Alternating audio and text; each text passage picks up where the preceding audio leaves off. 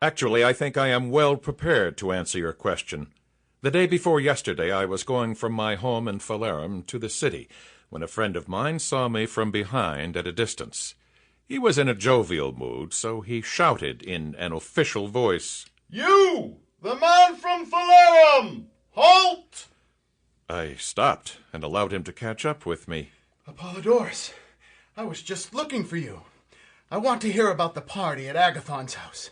Tell me about the speeches on love made by Socrates, Alcibiades, and the others who were there.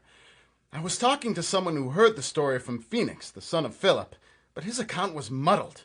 He said that you might know the story, so I thought you would be the best one to report the words of your dear friend Socrates. But first, tell me, were you really at the party?"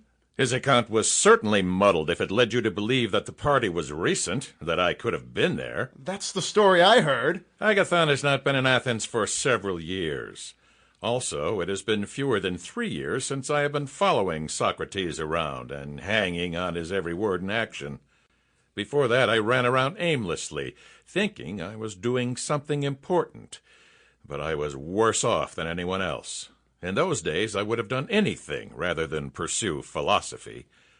I was a lot like you are now. "Apollodorus, please stop making fun of me and tell me when the party actually took place." My friend, you and I were still children at the time.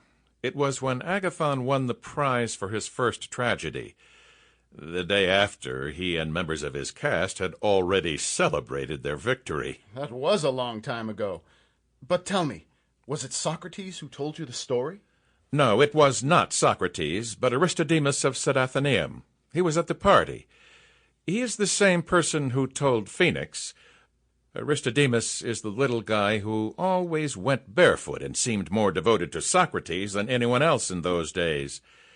Later, I was able to confirm some parts of his account with Socrates. Then please tell me the whole story while we walk to Athens. It is a good way to pass the time. Well, if you want to hear it, I am well rehearsed to recount the speeches. I love to philosophize, and even hear others do so.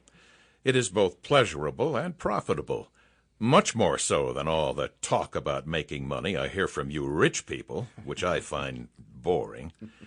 I feel sorry for friends like you who believe you are working hard when you are actually doing nothing. No doubt you also feel sorry for me, and I may be in a bad way, as you think I am. But I don't merely think that of you.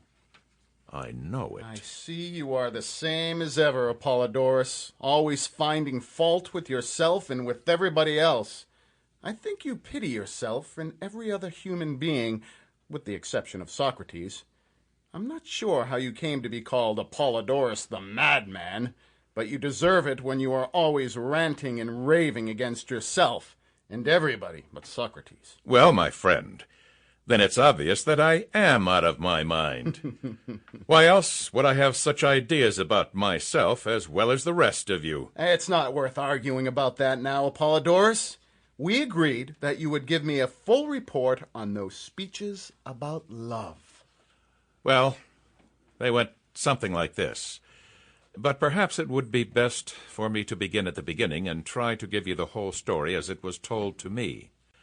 Aristodemus said he met Socrates, who had just taken a bath and was wearing elegant sandals, which was unusual.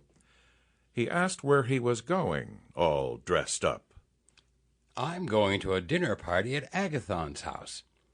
I missed the celebration yesterday because I dread crowds and avoid them when I can, so I promised I would come today instead. I dressed this way to honor my handsome host. Wouldn't you like to join me, even though you were not invited?" "I would, if you think it is all right." "Follow me, then, and we will challenge the proverb that says, 'To the feasts of lesser men, the good, unbidden, go.'